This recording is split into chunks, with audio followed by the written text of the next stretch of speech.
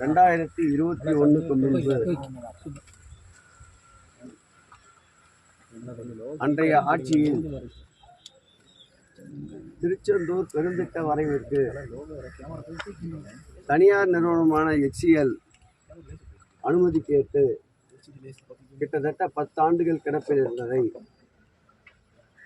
திராவிட முன்னேற்ற கழக ஆட்சி ஏற்பட்டவுடன் மாண்புமிகு முதல்வர்களை அணுகியவுடன் இதற்குண்டான அனுமதியை தந்தார். இது 2 பகுதியாக எடுத்துக்கொள்ளப்பட்டது. ஒன்று, HCL நிறுவனத்தின் சார்பில் நன்கொடையாக கட்டித்தருவது ஒரு பகுதி என்றும்,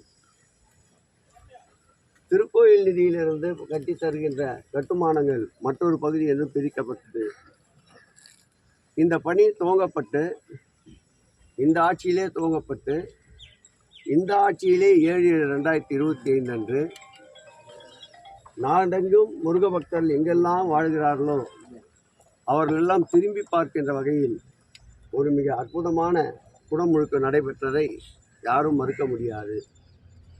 மேலும் பக்தருடைய வசதிக்காக தற்போது கட்டப்பட்டு வருகின்ற அறுபடை வீடுகளுக்கு சென்று தரிசனம் செய்வதற்குண்டான இணையாக ஏற்கனவே ஒரு படை வீடு திருச்செந்தூரில் அமைந்திருப்பதால் மீதம் இருக்கின்ற 5 படை வீடுகளும் அமைக்கின்ற பணி நடந்து கொண்டிருக்கின்றன.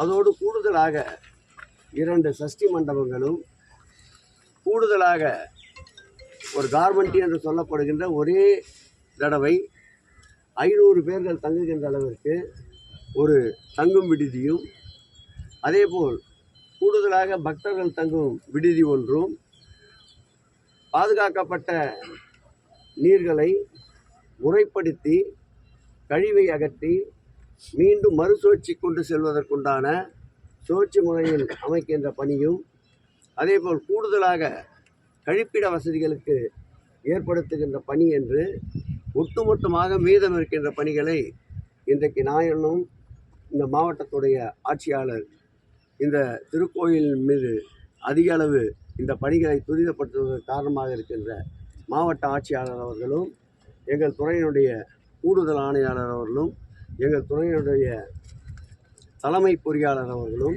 இந்த திருக்கோயிலுடைய நம்முடைய இணை ஆணையாளர் அவர்களும் ஆய்வினை மேற்கொண்டிருக்கின்றோம். ஒட்டுமொத்தமாக எடுத்துக்கொள்ளப்பட்ட பணிகளில் பேருந்து நிலையத்தை தவிர்த்து அனைத்து பணிகளையும் பிப்ரவரி மாத இறுதிக்குள் மக்கள் பயன்பாட்டிற்கு கொண்டு வருவதற்குண்டான ஆக்கப்பூர்வமான ஆலோசனைகளும் கள ஆய்வினையும் இன்றைக்கு மேற்கொண்டிருக்கின்றோம்.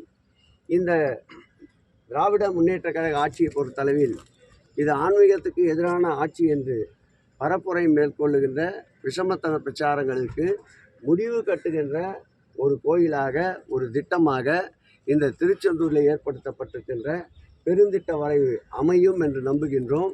இப்படி இந்த ஆட்சியின் மீது குறை சொல்பவர்கள் இந்த திருக்கோயிலை பிப்ரவரி மாதத்திற்கு பிறகு வந்து சுற்றி பார்த்த பிறகு வசைப்பாடியவர் கூட வாழ்த்து பாடுகின்ற அளவிற்கு ஒரு நல்ல முருகனுடைய திருக்கோயிலுடைய மக்களுக்கு ஒரு பொக்கிஷமாக இது திகழும் என்பதை மனமகிழ்ச்சியோடு தெரிவித்துக் கொள்கிறோம். இல்லை, இறுதி கட்டத்தை எதிர்நோக்கி இருக்கின்றது. இன்னும் இதை பொறுத்தளவில் ஆண்டாண்டுக்கு பக்தர்கள் கூட்டம் அதிகரித்து கொண்டே போகிறது. பக்தருடைய தேவை எதிர்பார்த்து இன்னும் கூடுதலாக திட்டமிடல் ஒரு 20 ஆண்டுகளுக்கு பிறகு என்ன தேவையோ அதையும் கட்டமைக்கின்ற பணியிலே ஈடுபட்டிருக்கின்றோம். இந்த ஆட்சி ஏற்பட்ட பிறகுதான் பெருந்திட்ட வரைவு என்று 17 திருக்கோயில்களுக்கு எடுத்துக்கொள்ளப்பட்டது. அதில் திருச்செந்தூரும் ஒன்று, பழனியும் ஒன்று, கன்னியாகுமரியும் ஒன்று, மருதமலையும் ஒன்று, திருத்தணியும் ஒன்று. அந்த வகையில் இந்த 17 திருக்கோயிலுடைய பெருந்திட்ட வரைவு பணிகள் நிறைவு பெறுகின்ற போது தமிழகம்தான் உண்மையான ஆன்மீக நகரம், திருக்கோயிலுடைய மாநிலம் தமிழ்நாடு என்பதை அனைவரும் ஒத்துக்கொள்ளுகின்ற அளவிற்கு இருக்கும் என்பதை நம்புகின்றோம். வாகன நிறுத்தங்கள் ஏதாவது பண்றதுக்கான வாகன நிறுத்தங்கள் பக்தர்கள் அனைத்து இடங்களிலும் இப்போது கட்டப்படுகின்ற இந்த கட்டுமானங்களில் கிட்டத்தட்ட 1 கிலோமீட்டர் நீளம் உள்ள இந்த கட்டுமானங்களில் அனைத்து பகுதிகளிலும் வாகன நிறுத்தத்துக்கு ஏற்பாடு செய்திருக்கின்றோம். அதேபோல் சூரசம்ஹாரம் கேலரியை பார்த்தால் 600 மீட்டருக்கு அமைத்திருக்கின்றோம். இவை எல்லாவற்றையும் உற்று நோக்கினால் நிகழ்காலத்தையும் வருங்காலத்தையும் கணக்கில் வைத்து செயல்படுத்தி கொண்டிருக்கிறோம். நிச்சயமாக போதுமான இடங்கள் வாகனம் நிறுத்துவதற்குண்டான அமைப்புகளை உருவாக்கியிருக்கின்றோம். தற்காலிக பேருந்து நிலையங்கள் உருவாக்கப்பட்டது சஷ்டியின் போது. அந்த இடங்களிலே தொடர்ந்து நிரந்தர பேருந்து நிலையத்தை உருவாக்குவதற்கும் முயற்சிகள் மேற்கொள்ளப்பட்டிருக்கின்றது. இறுதிக்கட்ட பணி இதில் பேருந்து நிலையம்தான் இறுதிக்கட்ட பணி. அதுவும் முடிந்துவிட்டால் இப்பொழுது வருகின்ற பக்தர்களுடைய எண்ணிக்கைக்கு பொறுத்து அனைத்து தரமான வசதிகளும் அனைத்தும் சுமூகமாகவும் அவர்கள் அடிப்படை தேவைகளை பூர்த்தி செய்கின்ற அளவு அமையும் என்று நம்புகிறோம். வருங்காலத்தில் 20 ஆண்டுகள் கழித்து என்னென்ன தேவை என்பதையும் திட்டமிட்டு இப்பொழுதே அதற்குண்டான பணிகளை துவக்கி கொண்டிருக்கிறோம். கிட்டத்தட்ட 86 ஏக்கர் நிலப்பரப்பிலே அமைந்திருக்கின்ற இந்த திருக்கோயிலுக்கு பக்தர்களுடைய தேவைகளை முழுமையாக நிறைவேற்றி தருவோம். விடுமுறை காலங்களிலும் கூட்டம் அதிகமாக இருக்குது, தரிசனம் செய்வது ரொம்ப சிரமப்படுறாங்க. ஆன்லைன் தரிசன முறை வந்து நடைமுறைப்படுத்த ஆன்லைனுக்கு நாங்கள் ஏற்கனவே அதற்குண்டான பணிகளை துவங்கியவுடன் நீதிமன்றத்திற்கு சென்றிருக்கின்றார்கள்.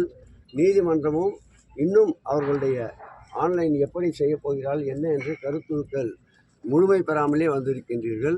ஆகவே எந்த விதமான தடையும் வழங்க முடியாது நிறுத்தியிருக்கின்றார்கள். அதற்குண்ட பணியும் நடைபெற்று கொண்டது. ஒரு புறத்தில் வளர்ச்சி பணிகளுக்கு நாங்கள் எடுக்கின்ற அனைத்து முயற்சிகளுக்கும் தடைகளை ஏற்படுத்துவதற்கு ஒரு புறம் முயற்சிகள் நடந்து கொண்டுதான் இருக்கின்றன. தடைகள் பல உண்டென்றாலும் அதை தகர்த்தெறிந்து பக்தர்களுடைய தேவைகளை நிறைவு செய்கின்ற திடந்தோள்கள் மதிநுட்பம் தமிழ்நாடு அரசுக்கும் மாண்புமிகு முதலமைச்சருக்கும் உண்டு என்ற வகையில் தடைகளை தகர்த்தெறிந்துதான் இந்த பணிகளை மேற்கொண்டிருக்கின்றோம். நீங்கள் கூறியது போல் ஆன்லைன் வசதிகள் அதேபோல் பிரேக் தரிசனம் போன்றவற்றை கொண்டு வருவதற்குண்டான பணிகள் நடைபெற்று கொண்டிருக்கின்றன. கைபேசி கொண்டு போக கூட ஆன்லைன் நடவடிக்கை எடுக்கும். ஆனால் இன்னுமே வந்து நிறைய பக்தர்கள் கைபேசி கொண்டு போகிறாங்க. இதனால வந்து நிறைய சமூக வலைதளங்கள் செய்திகள் பரவுது. ஒரு அரசே அனைத்தையும் கட்டுப்படுத்தி தெரிவித்துவிட முடியாது. பக்தர்களுக்கும் அதில் அக்கறை இருக்கின்றது. அவர்களும் சட்டத்தை மதித்து இது போன்ற சூழல்கள் பிறப்பிக்கப்படுகின்ற உத்தரவுகளை கடைபிடிக்க வேண்டும் என்று துறையினுடைய அமைச்சர் என்ற முறையில் அவர்களை வணக்கத்துடன் வேண்டி விரும்பி கேட்டுக்கொள்கிறேன்.